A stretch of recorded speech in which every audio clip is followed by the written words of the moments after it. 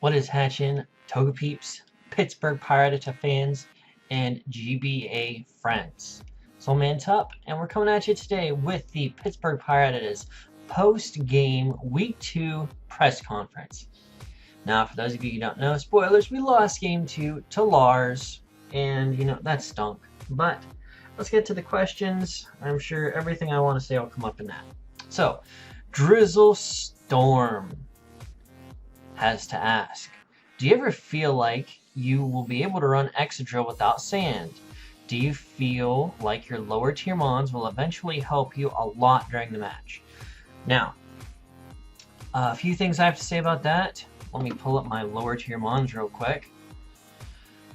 Oh, unprofessional is unprofessional. Do I think I will be able to run Excadrill outside of the sand? Yes, I do believe one of these weeks is going to come where Mold Breaker is going to be much more valuable to me than the Sand Rush, and yes, I do believe so. As far as lower tier mons, I really think that Jellicent is going to put in a lot of work this season. It's really good in the format. Its typing is phenomenal, its abilities are phenomenal, and its overall stats and general bulk are phenomenal.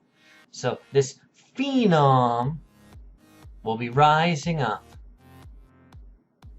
to bring light to all. So I see him doing some work. I know there's gonna be a week where Choice Band Archeops is just going to ruin people's lives, and as my friend would say, end their career. So let's go back, and this comes from Merskulls. Coach Tup, what plan do you have to preserve T-Tar better in the future matches in order to keep the sand up more for your Excadrill? Well, first off, I will not underestimate the possibility of a Choice Scarf. Also, a quick follow-up question. Are you considering any trades or free agency to help prepare for Gym Leader Geo? And are you confident going into your game as well as the rest of the season with your current lineup? We're always looking to better the team. Always, always, always. Last season we did it with free agency when we dropped Rotom for Aromatisse. Coincidentally, Geo dropped his Ghost for Aromatisse and will have it against me in Week 3. Now, I cannot make any changes from this point forward that will affect Week 3. The way free agency works is if I make a change this week, doesn't apply until next week's battle.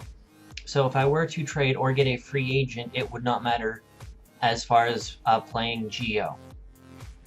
Now, I think that was all that stuff. And I am very confident with the current lineup. We may need to make a few tweaks to fix some things, but I really think we got a good squad going. Okay, from Johnny Villa. Coach, can you predict your team MVP while it's still early in the season? Can we get a solid kill death goal for that month? Now, I never thought I would say this at the beginning of the season, but I really think that Arcanine is going to make it to quite a few matches and is going to most likely be MVP.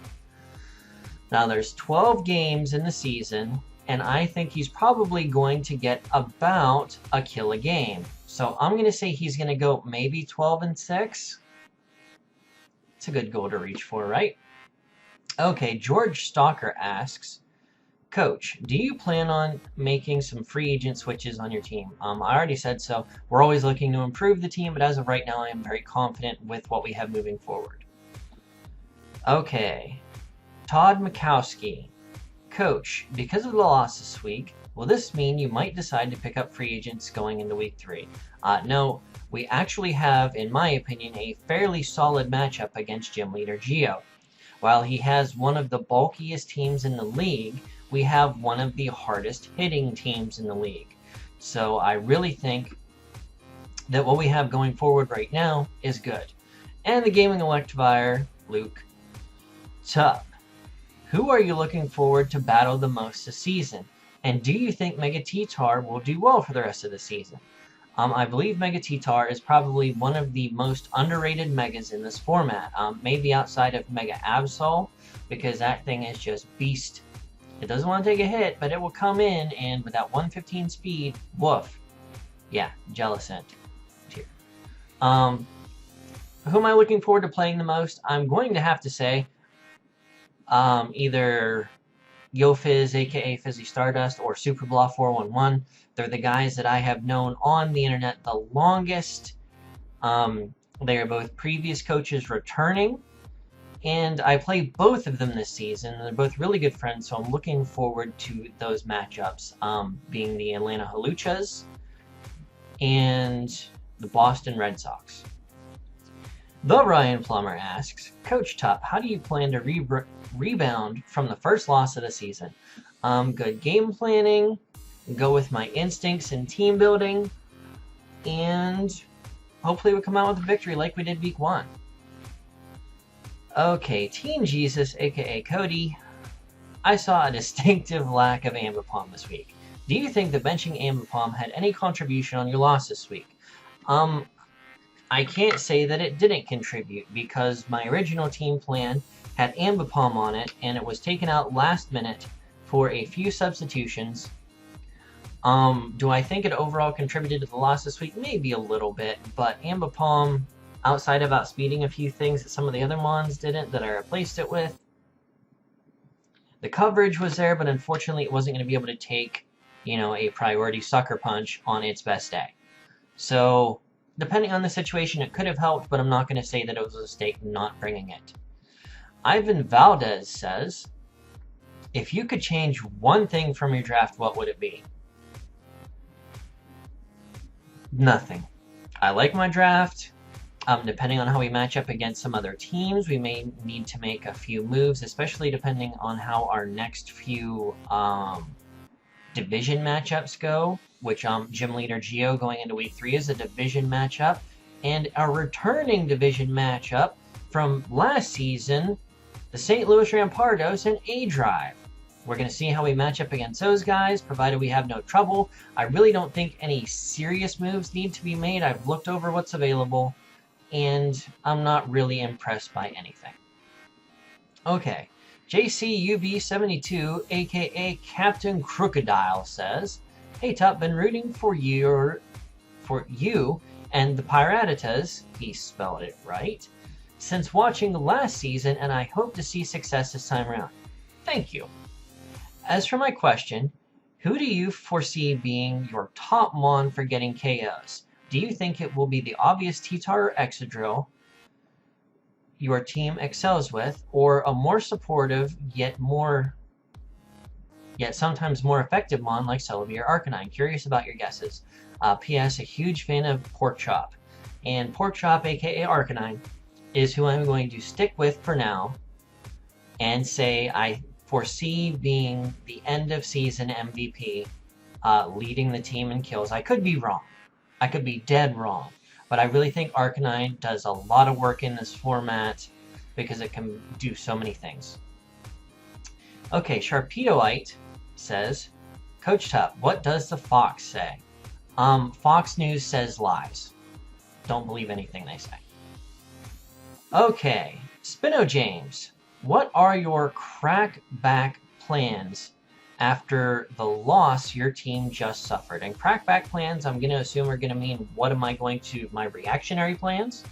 What are we going to do? We're just going to take a seat, look at our 2 weeks, see what we did right, see what we did wrong, move forward, and just get back to the basics of trying to win matches. Okay, and that was from Spino James. I don't know that I said that. Okay, and Unirusu, our buddy, says, how will Pittsburgh Piratitas, he spelled it right, celebrate the victory over the Giants next week? Now, I am never one to promote brash confidence ahead of time, even though I am the coach in the league who has made a bet every season he's been in there. Those are more for fun, though. Gio is more than capable as a battler. He has a scary, bulky team, and he's got mons that are just really hard to kill. So I don't want to put the buggy before the horse, but I will be very happy if we get a division win because that will put us right back in the division race. Okay. Mav. I always say his name wrong. Mavro Favreros, a longtime Piratica fan, might I add. Is it time for Kiram? Okay, Fountain, that's enough. It might be. I'm not going to say that Kiram doesn't put in a lot of work against Geo's team. Kiram has been in a game plan every single week thus far. Unfortunately, it just gets eked out at the last second, but I'm not going to say that it won't appear week 3 against the Giants. Okay, Black Spotted Zebra, aka the Pittsburgh Piratica logo artist and longtime friend, says, follow-up question to this. How will you build and game plan for Kiram to be effective? Now, I actually have a few sets in mind for Kiram, and I don't want to give away too much, but I mean, Choice Scarf Kiram is always scary. It's got 95 speed, and if I get one of those teams that's really slow, like Geo's, that I cannot have to bring a Scarf variant, there's always the subset. I mean, it doesn't have a lot of setup moves, but I mean, it's just scary good on either side. Stab Ice Beams are just fantastic to have. So, game plan around it, probably not going to be brought with T-Tar and Excadrill, because there's 3 fighting weaknesses, and not to mention a huge amount of priority weakness there. Maybe one of the weeks we don't bring Sand. It'll complement our Firewater Grass core, because throw Firewater Grass and a Dragon in there, and you got a good setup already. So those are some of the things I have thought of and plan for Kiram. Okay, Only I Will Kill You. An interesting name. Says, after a disappointing week for the team, how's the dressing room looking? It's only week 2, and Lars is a fantastic battler, and to be honest, if I was going to lose to anybody, I wanted it to be Lars because he deserves it. So, we're in good spirits. We knew Lars was a good battler, a good coach, and he has a good team. What's going through the mind of the players after a poor performance? Well, actually, I don't believe that the players performed too terribly well, considering the amount of crits they pulled out of their booty hole. That was more my fault, not anticipating the Choice Scarf, because in my opinion, that was the pivotal moment of the match when T-Tar went down to that close combat. And it was just poor play all around on my part, and nothing to do with the actual teammates. Here's hoping they get their mojo back, like the signs of brilliance we saw in the first week. I agree, and thank you very much. Alright guys, it's been Oldmantup, coach of the Pittsburgh Piratas, with the Week 2 post-game press conference. Catch you on the flip side, guys. Peace.